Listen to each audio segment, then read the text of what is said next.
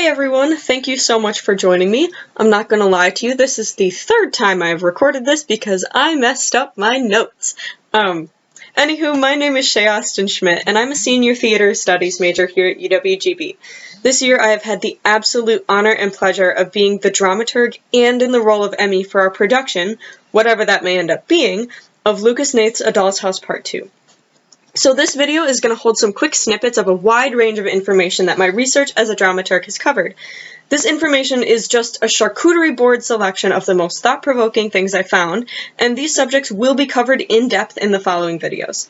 This is just here to prime your brain for the world of the plays, and if you find an interest in a particular subject or you want more information, the other lectures are there for you to peruse.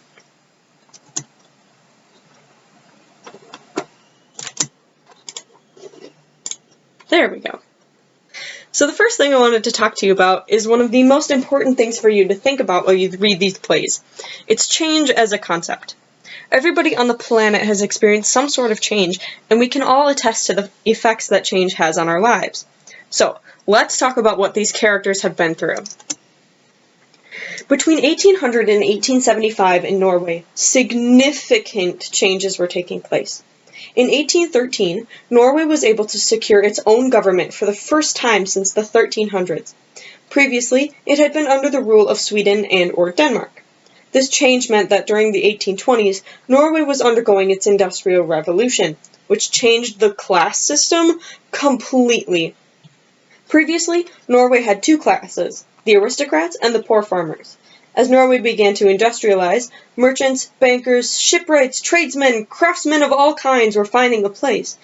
The middle class expanded rapidly, and Norway soon became known as the civil servant state. Instead of the aristocrats holding the political offices, Norway was in the hands of the middle class, or the civil servants. Because Norway was becoming economically and politically independent, the monetary system was created to reflect that. In 1816, the Norges Bank was established, with the monetary unit of one species dollar, or a riksdollar, being equal to 120 skillings. In 1875, the monetary unit was changed again to be 1 krone made up of 100 ore. Around this time, all men are also being given the right to vote. Previously, only about 10% of Norway's population of men were able to vote under Swedish rule, so not many people actually had many rights. Now that all men have the right to vote, women were quick to organize the first feminist movements. Speeches, marches, and official organizations were popping up everywhere. Even today, Norway has one of the strongest reputations for women's rights and girls' rights, with political councils and organizations abound. On top of all of the political changes and alterations to the societal structure, wow, the culture is changing as well. In 1813, the first university is opened in Norway, in the city of Kristiania. The University of Kristiania was the only university in Norway for the next century. Yes, I did say that correctly, the next 100 years. As people become educated, the arts begin to find a place in Norway. Theater, literature, and music, outside of a few folk works, were coming to life. However, they weren't really accessible. In the early 1800s, the Norwegian language is only spoken, not written. Official documents were written in Dutch, but not everybody could read Dutch, so writers were just phonetically writing in one of the 100 billion dialectal variants of Norwegian. In the 1840s, however, language was being made uniform by Ivar Aasen, and was given a written component. Sorry, lost my notes. Aasen developed Landsmål for his grammar book, and it was based off of the language of the country. The city folk did not appreciate this, because they thought that the language should be based off of the official Dutch, which many of them could read, so they developed the variant Riksmål. Both languages are actually used today in writing. Landsmål, which is now called New Norse, is most popular, and it's for regular everyday writing, while Riksmål is used for literary and official purposes. It's a little bit more formal because it was based off the Dutch. In speech, the 100,000 dialectal variants of Norwegian are still used, so they really have a lot going on. Overall, in the grand scheme of things, 75 years is not a lot of time.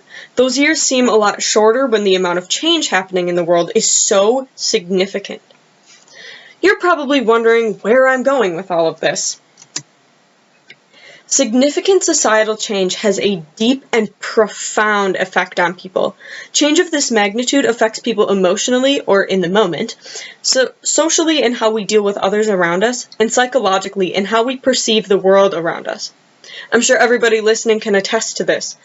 Due to COVID-19, we are experiencing unprecedented change and uncertainty. We're in new terrain emotionally, socially, and psychologically. Everybody on the planet has been affected by this in one way or another. As you read Ibsen's A Doll's House, keep in the back of your mind the changes that I've just walked you through. How would these changes affect the character's sense of self, their relationships with others, relationship with authority, and relationship with a God, universe, powers that be, if applicable? Personal changes also have deep, lasting effects on people. Our life experiences literally revolve around change. In A Doll's House Part 2 by Lucas Hnath, we are encountering characters after 15 years. That's a lot of personal change happening. How does this affect the relationships I mentioned before? Can people change? Deep down, fundamentally, as a person, at their core, can people change too? Now that I've given you a bunch of questions to think about, I'm just going to throw in a couple more. First, however, I would like to note that any and all opinions, rhetorical questions, philosophical, moral ponderings found within these videos and my dramaturgy do not necessarily reflect the opinions of myself, Noah Simon, the playwrights, the production team, the cast, or the department. As a dramaturg, it is my job to inspire, motivate, provoke, and fuel the cast, production team, and audience towards thinking creatively about the themes and subjects of the play. This means that I get to play devil's advocate a lot. This is all here to get you thinking, questioning, and forming your own opinions. These plays ask and spark a lot of moral and philosophical questions, so here are some of my favorites that I found. Is self-care good if you are knowingly and willingly hurting somebody else? Is it a feminist choice to take care of another woman's child before your own? Is it a feminist choice to have another woman take care of your child, feeding into what could potentially be a new servant class? Is marriage a feminist choice? What even is feminism? Is anybody right? What does it even mean to be right? Silence. Is that good or bad? Is silence monopolized by a certain demographic, or more plainly, who controls silence? Does anybody control silence? Keep these in mind as you read, particularly as you read A Doll's House Part 2. And don't be afraid to ask your own questions. Lucas Hnath has a particular fondness with unresolved chords in music. He likes the questions that they pose to an audience, and he tries to emulate that in his work. So don't be afraid to get into the meat of this text. Question every character, every argument. Question yourself. Question everything. So I just mentioned that Hnath likes to leave unresolved chords in his works. Well, he actually likes to do a lot of things in his plays, and an explanation of his writing style might help you get a little bit more understanding of the text. First, there is a page in the script which lays out the grammar of the script. Read it. Once you've read that, read it again. This page provides so much clarity for how to read his uniquely laid out script. I would also like to draw particular attention to the ellipses that he mentions. These 3 dots mean a profound silence. Not just people being quiet, but people not talking. There is a difference. Silence can say a lot. What is being said in those silences? On the other hand, what isn't being said during the dialogue? Second, as you will soon see, Hnath's style, which looks like poetry, can make certain words or phrases stand out. What stands out to you? What inspires you with this unique format? Third, look at Hnath's description of the background and the set. Note the word forum. Historically, a forum was a place in Roman cities specifically for making speeches, but today a forum can also be a classroom, a courtroom, or a place where everyone is given an equal right to speak. What does this tell you about how Nath views the ideas and opinions of his characters? How should you treat his characters while reading them? There are a few more things that I suggest you take note of and watch out for as you read these plays. In A Doll's House, look at Nora's nicknames. How many times is her actual name said versus how many times she is referred to with a pet name? Also, what are the pet names? What imagery do they evoke? Do they have an effect on how Nora sees herself? Also note Torvald's language in general. Torvald can be described as an aesthete, or someone who cares very deeply about beauty, reputation, and having a perfect exterior. How do his words reflect this? On top of that, how does Torvald speak about his relationship with and attraction to Nora? What are they based on? How does Torvald speak to Nora when he's angry with her versus when he's content? What language does he use? In A Doll's House Part 2, I want you to think about change again. I know I mentioned this a lot, but it is super important, particularly concerning the character of Anne-Marie.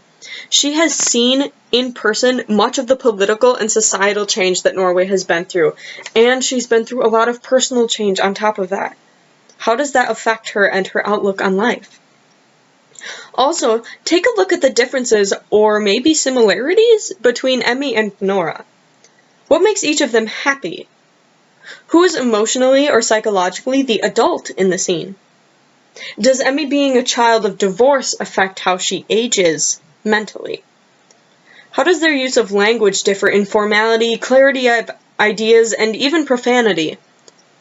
Compare and contrast these two. There's something super specific that happens in that scene, and you need to think about what is different and what is the same about these two characters.